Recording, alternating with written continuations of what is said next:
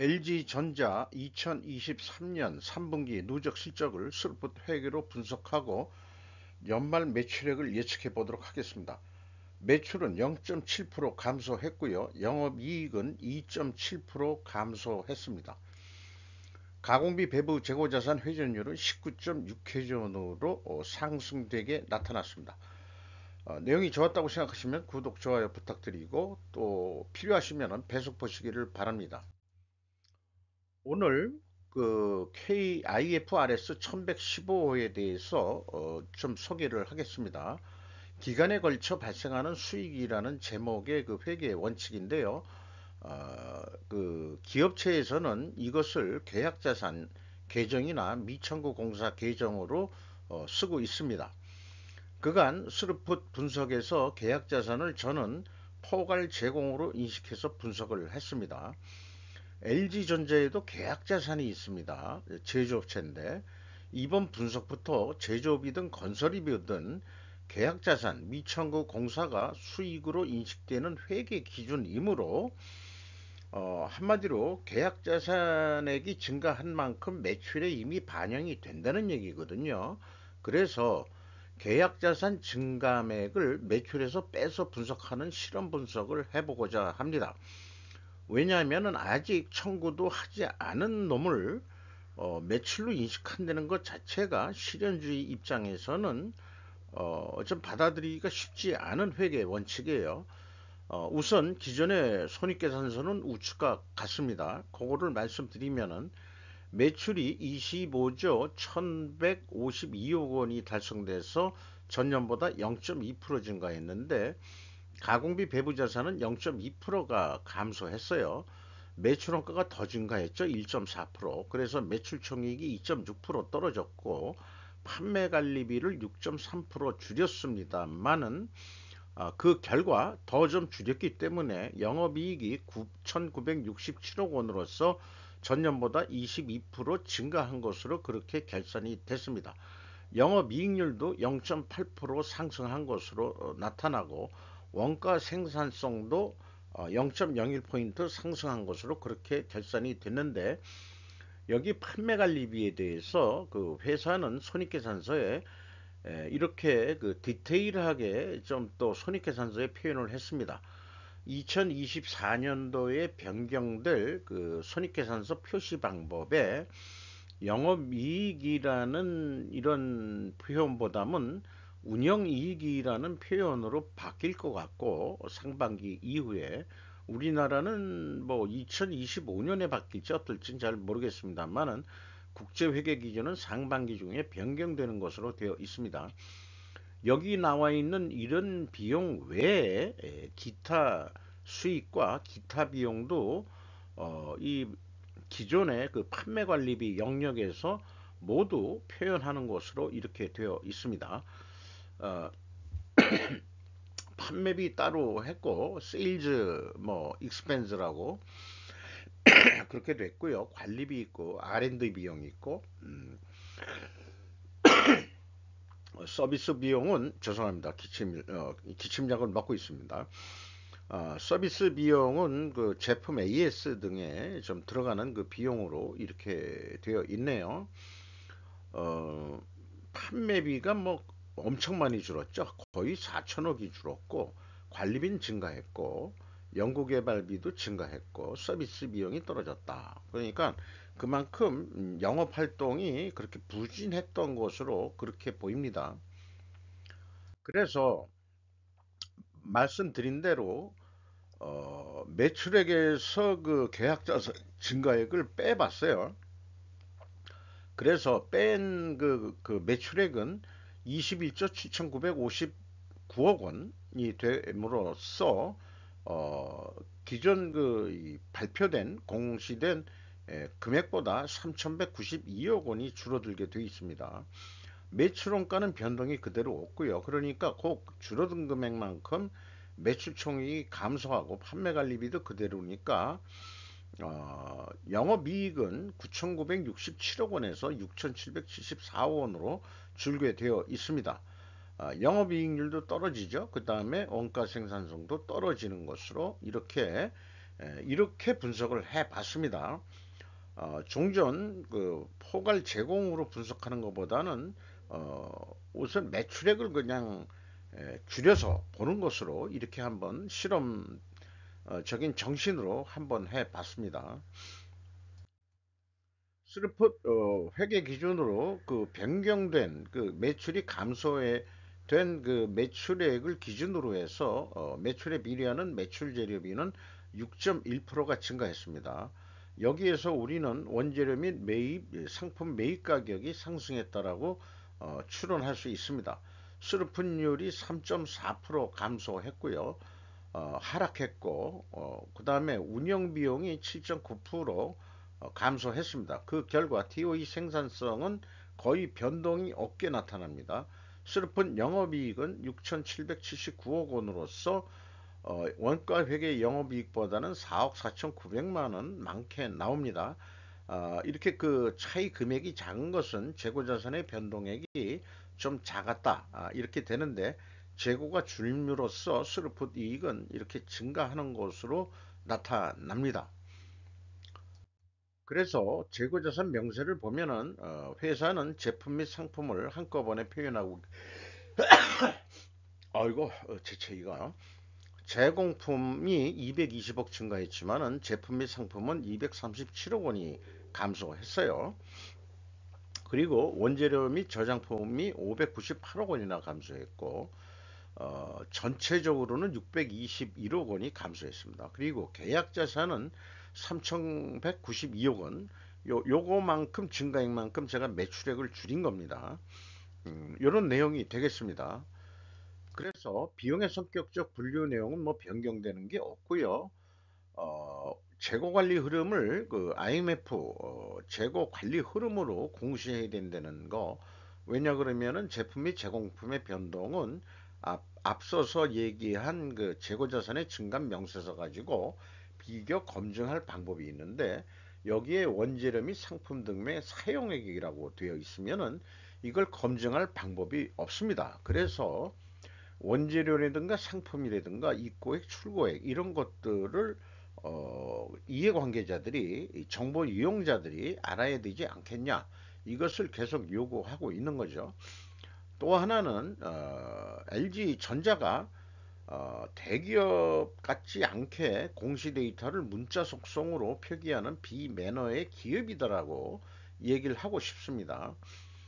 어, 제가 여기 뭐 그 이 화폐 단위로 표시 안 한 숫자들이 전부 다 그렇게 해서 원래는 나온 겁니다. 이런 것은 쉼표로 되어 있지만은 사실 문자 속성으로 되어 있어서 엑셀 작업으로는 이게 합계가 안 나오는데 이것도 다 그 숫자 속성으로 바꿔가지고 제가 산출해 낸 게 되겠습니다. 그래서 계속 영업 그 합계액이 에, 이렇게 돼 있어요. 요 밑에 이제 그 영업 중단 손익이 별도로 있습니다. 그래서 이 금액에 맞춰 가지고 MC하고 OE를 이렇게 디커플링 해서 분석에 들어가죠. 그래서 디커플링 해서 분석에 들어가면은 어, 이 B의 표현이 상품 사용액으로 돼 있으면 이게 사실 상품 매출원가나 같은 개념이거든요. 그러면은 A 범위에 들어가질 않습니다. 요거 일단 그렇게 이해를 해 주시고요. 마이너스라고 그러면은 플러스 재고가 증가했다는 뜻입니다. 그런데 아까 봐서도 재고는 좀 줄어든 거로 되어 있죠. 그렇게 되는데 어, 좀 더 진행을 해보면서 뭔 차이인지 좀 알아보도록 하겠습니다. 그래서 AB를 더한 금액이 6.1% 매출원가 재료비가 그 증가했고요. 운영비용은 7.9%가 감소됐습니다. 이 운영비용에서 판매관리비를 뺀 금액이 현장 가공비가 되겠습니다. 가공비가 4조 2천억 원대로서 9.8% 감소했고 총 제조 비용의 비율로서는 26%로 3.3% 떨어졌고 재료 비율이 3.3% 증가했습니다. 여기서도 우리는 원재료 및 상품 매입 가격이 상승했을 것이다라고 우리는 추론해 낼 수 있습니다. 재고자산 매출원가 회계투명성 검증 3단계로서 1단계 총 제조비용, PQ 총 제조비용의 갭이 167억 원이 있는데 이것은 총 그 비성분 PQ 생산 재료비의 갭과 동일한 금액이 되겠고요. 또한 이것은 재고자산의 변동 범위 기준과 그 차이액이 되겠습니다. 그러나 WCI의 그 재고자산 명세에서 나와 있는 것은 이 마이너스 17억 원이 감소했거든요. 그런데 비성분에서는 마이너스 150억으로 돼 있다면 실질적으로 증가한 게 됩니다. 이게 어떻게 해서 이렇게 나오는 건지 이해할 수가 없고요. 그래서 이 총 제조 비용의 차이 이 167억 원에 대해서는 그 내용이 무엇인지 추적할 방도가 없습니다. 이거만큼 좀 불투명하다 이렇게 볼 수 있겠어요. 이거 가지고 이게 혹시 그 중단 영업하고 관련이 있는 거 아닌가 그런 생각을 해보는데 중단 영업은 2022년도에 발생한 거기 때문에 2023년도까지 영향을 미친다고는 생각지 않습니다. 더욱이 현금 흐름표 기준 전체 재고 자산의 증감액은 이걸 현금식으로 읽으면은 현금이 239억 원이 들어왔으면은 재고가 239억 원만 감소하면 되는데 무려 621억 원이 감소를 해가지고 382억 원의 재고가 어딘가 없어졌습니다. 이것이 중단 영업 아닌가 이렇게 되는데 이런 것도 일반 회사들은 그것을 어딘가는 그 표시를 주석으로 표시를 해 주는데 그런 내용을 전혀 검색할 수 없었습니다. 그만큼 3분기에 그 LG전자 그 재고자산 매출원가 회계 투명성은 불투명하다. 이렇게 말씀드릴 수 있겠어요. 매수채권 및 매입 채무 증감액 투명성 검증이라고 뭐 표현은 했는데 요거는 좀 제가 좀 잘못 표시한 거고요. 이 원가 회계하고 차이 얘기 되겠습니다. 4억 4,900만 원인데 가공비 배부 재고 자산 그 감소액에다가 가공 비율을 곱하면은 그게 일치하는 것을 확인돼 이게 검증이 됩니다. 원가 회계의 차이가 정확하게 뭐 때문에 그 원인이라는 것을 밝혀주고 있죠. 재고가 증가한 만큼 에, 감소한 만큼 거기에 가공 비율만큼 차이가 나는 거다. 이런 얘기가 되겠습니다. 운영 비용으로서 인건비가 3조 4,794억 원이 집행이 됐는데 전년보다 5.8% 감소했어요. 그리고 직원 수는 3분기에 공개를 안 했는데 2023년도는 하반기 인원수고 그 다음에 2023년도는 연말 그 인원수가 되겠습니다. 어쨌든 여기서 그이 기간상 차이는 있지만은 447명이 줄어들었는데 인당 평균 임금이 1억 4,200만 원에서 1억 3,500만 원으로 줄어드는 것으로 되어 있습니다. 이것으로 봐서 고임금자를 대거 내보냈다. 이렇게 이제 추정해 볼 수 있겠습니다. 운반비가 48% 감소했고요. 지급 수수료는 거꾸로 11.3%가 증가했습니다. 경영평가지표로서 가공비 배부 재고자산 회전율은 19.6회전 상승했는데 슬픈율은 거꾸로 떨어졌습니다. 이렇게 역방향이면은 분식회계 개연성 가정을 세웁니다. TOE 생산성 0.04포인트 상승한 것으로 0.4포인트 상승한 것으로 되어 있고요. 어, 여기 1.07, 1.07이지만은 퍼센테이지로 그렇다는 얘기로 좀 이해를 해 주시면 되겠습니다. 그리고 이자 부채 레버리지율이 그 1%가 증가했어요. 차입금이 더 늘어났다는 얘기죠. 이자 보상 배율도 3.3배로서 좀 줄어들었고요. 어, 이 현금 버퍼율 좀 증가했고 투하자본 이익률 그 좀 떨어졌습니다.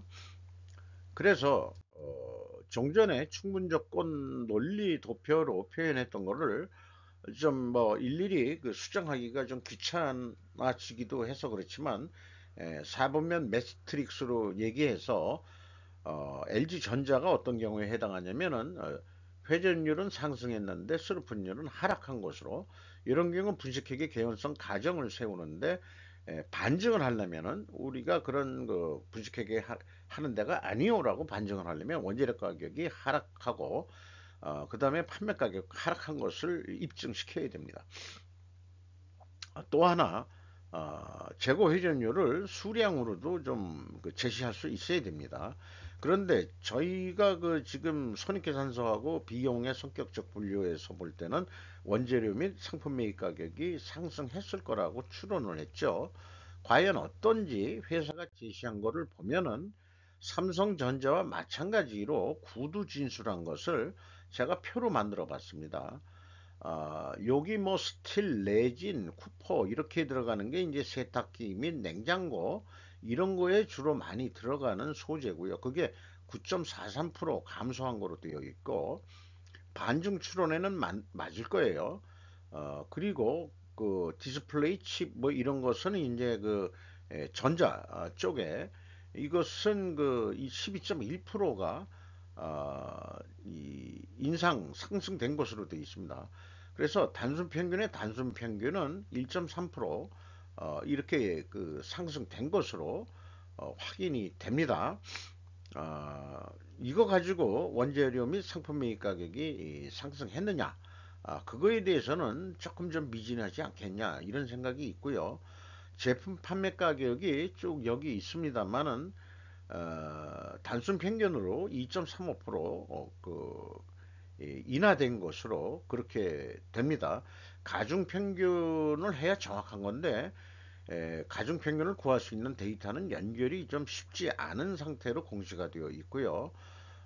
또 억지로 끼워 맞추기식 가중 평균은 또 바람직하지 않다고도 생각합니다. 구두 표현에 의한 가격 추이기에 더욱 신뢰도가 좀 떨어지기도 합니다. 반중 추대는 반대로 입증이 안 된다고 좀 해석이 됩니다. 1단계, 2단계 원재료 가격 상승 추론에 더 부합하다.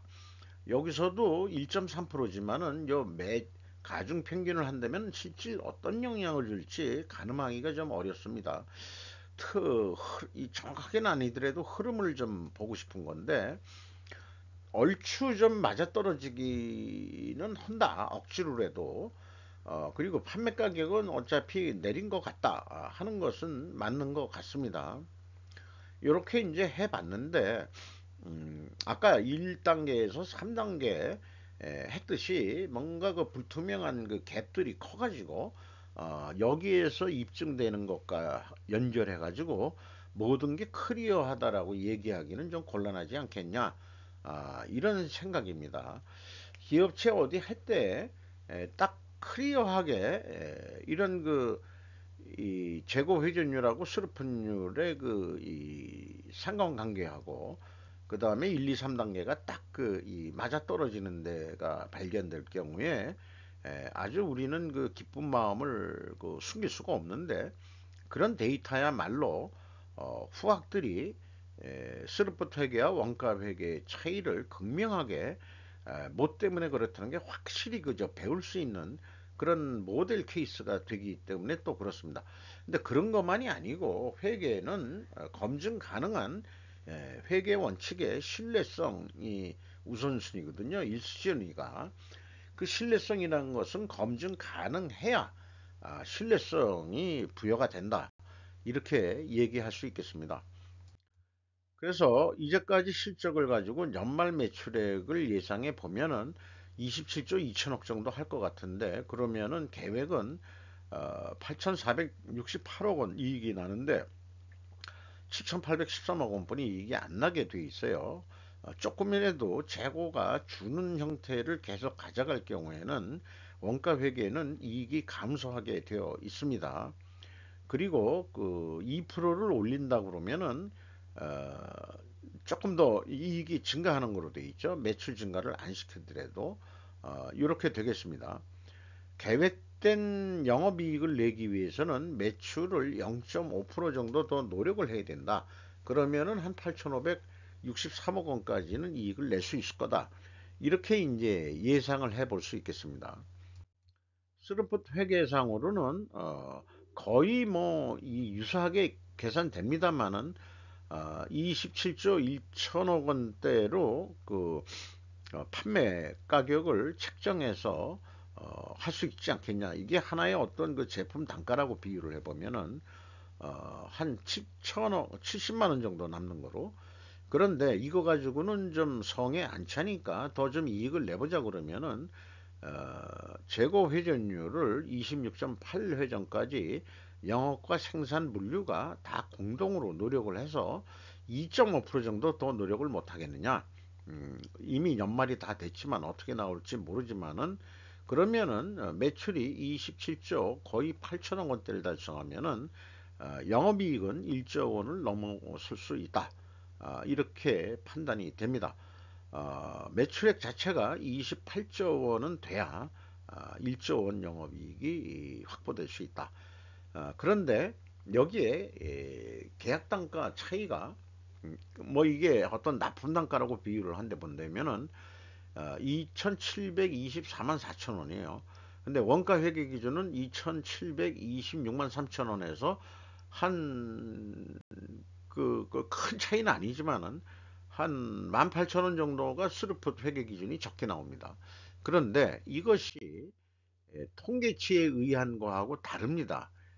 일반적으로 재고가 조금이라도 감소하면은 재고 회전율 상승한 것은 우리가 확인이 됐는데 이익이 증가한 것도 확인이 됐습니다. 그런데 판매가는 일반적이라면 원가 회계보다 높게 나오는데 LG전자는 좀 낮게 나오죠. 이것이 과연 근본 원인은 어디서 오는 거냐 그러면 역시 그 계약 자산의 증감이 원인으로 추정이 됩니다. 이렇게밖에는 제 추정 논리로서는 이렇게밖에는 말씀드릴 수가 없겠네요. 계약 자산이라는 게 참 그 문제일 것 같습니다. 그렇게 생각이 듭니다. 현금 재무지표로서 캐펙스 투자가 1조 한 3,300억 정도 있고요.